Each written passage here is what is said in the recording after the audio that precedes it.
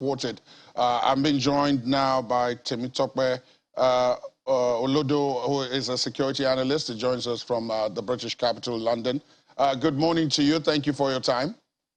Thank you very much for having me.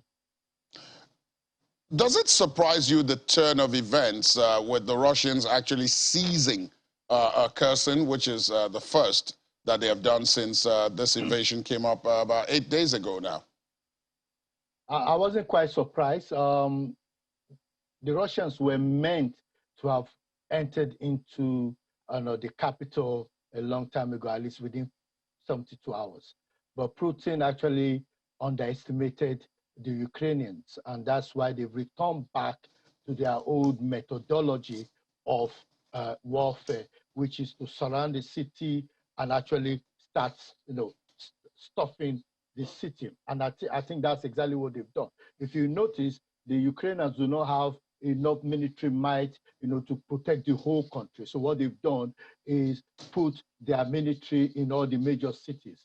And what the Russians are doing now is actually going after those cities, and at least now they've taken one. But I think our concerns now is with the way in which the Russians are going in terms of the brutality of their approach, of their invasion. The fact is that there might be a lot of casualty, and we've seen that already, even with the Indians and the Chinese, who more or less, ironically, supported, or more or less were playing a balanced approach, in the United Nations when it came to the voting, and they're the ones that they've lost their citizens in this whole saga that is ongoing. The other thing, of course, is that, as you said, probably, and some people have said that already, that Russia anticipated that this was going to be a very short war, wouldn't take so long, and the resistance from the Ukrainians has meant that they needed to alter, as you pointed out, the plan. But there are peace talks going on, even though the Ukrainian president has said that, they won't be attending any more talks except Russia stops bombing their cities. That hasn't happened from all the reports that we have heard, but the preparation for talks are still on. So how much do you think this kind of talks can achieve given the situation militarily on the ground? It's going to be quite difficult, because the challenge we have here is that both parties, especially the president of Ukraine and Russia, have a different perspective of how things should move forward. The Russians believe that he's pro-West, and for that reason, it will not be to the national interest of the Russians, while he himself does not want to move along the side of the Russians. So we have a serious situation here.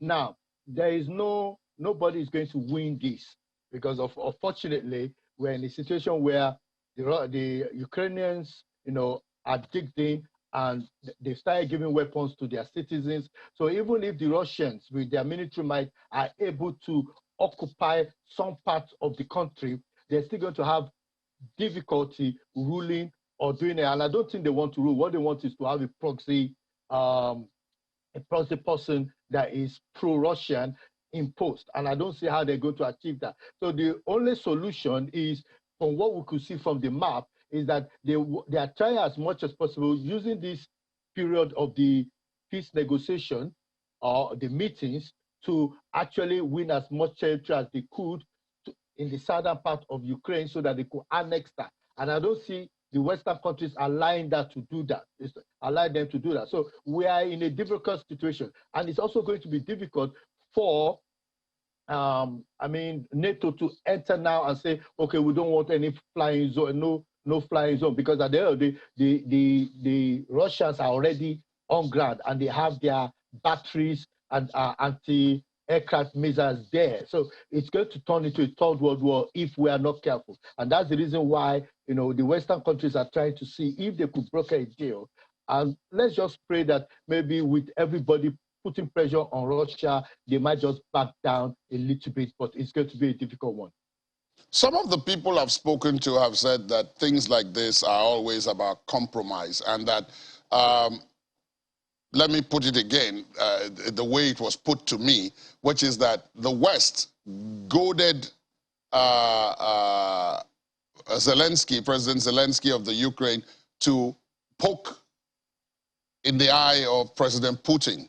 And now that the bear, as President Putin was called, has reacted, those who goaded President Zelensky are offering aid from a distance. None of them is prepared to put troops on the ground, and that therefore it's inevitable that the Russians, as you've just said, are going to take over. The kind of takeover they're going to have is what is being probably negotiated. Is that a fair argument? Is that proper analysis? I think both parties need to save face.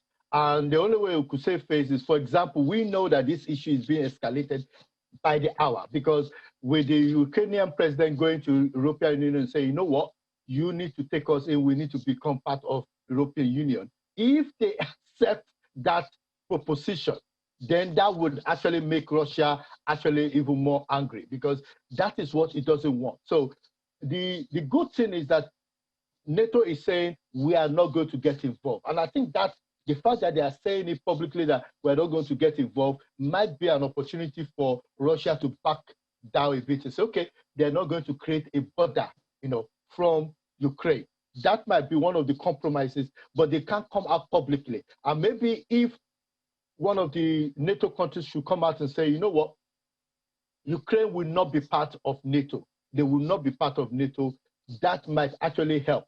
But I don't see NATO as a body coming out publicly, because they need to save face to say Ukraine will not be part of us, because they're saying it's left to Ukraine and whatever. But that is where the problem is now. I think a lot of countries need to get involved. They need to say, okay, let's have a ceasefire, let's create a corridor, because that might be the only solution now, to say, okay, both parties ceasefire, let's create a corridor for humanitarian, assistance. And that might help to bring down the tension. But to say that, okay, Ukraine, you need to stop being member of NATO, or you need to, have an exchange, change your president. I don't see how the Ukrainians will agree to that now, because there's a lot at stake. Well, even beyond the current crisis, there's also the issue, because it got lost in all the narratives about what was going on the ground, but there was also the warning issued by Russia to Finland, and I believe it was, there was another country, the name escapes me at the moment, saying that, look, they also had kind of indicated a desire at some point to join either NATO or the EU, and that they should be on alert that Russia would not accept that. So let's look at the broad regional context of all of this. Yeah. There are some countries already in that region that are members of the EU and that are members of NATO. Russia did not raise much hackles at the time, or if it did, it was not prepared to go to war over them.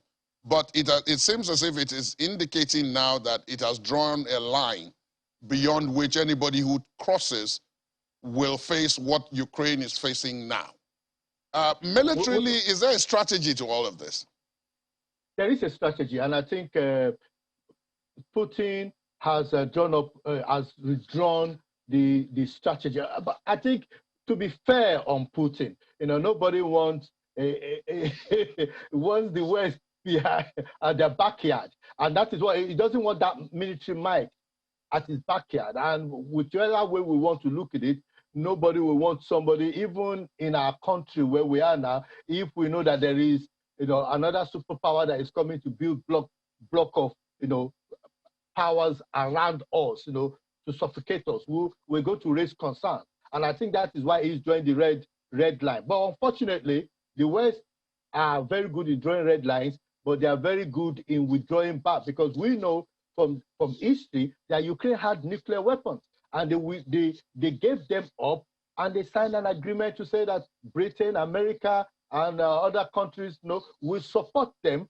to prevent them from being attacked. But look at what is happening. And we know that Libya had a similar deja vu. He gave out his weapon, or he agreed not to proceed, and afterwards, things happen. So the dynamics is always changing. And what we see now is that Putin is now putting his feet down to say, you know what, all these other countries you can't join. Maybe they were at a weaker position at that point, and those countries were able to join. But now I don't see Putin or Russia allowing other countries to join NATO now. And I think this is where we're going to have the real security challenge, the world global security challenge now, because it's not going to just be the Thailand issue. It's not just going to be the Afghanistan issue anymore. I think this is where the Cold War is going to be. And we need to find a gentleman agreement or a global agreement to try and resolve this issue.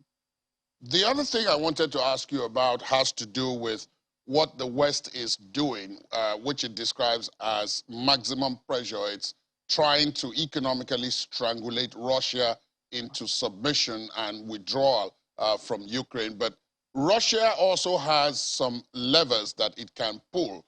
In the first place, some of the sanctions are very targeted.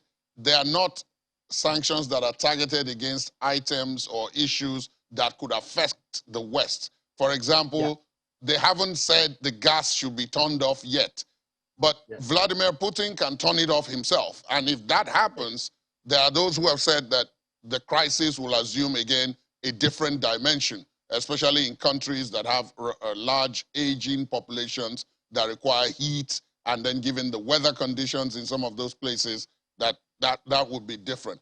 But do you think as a strategy, as a security strategy, this economic sanctions designed to slowly strangulate the Russian economy will bring any kind of break to President Putin's broad strategy, which we have already discussed?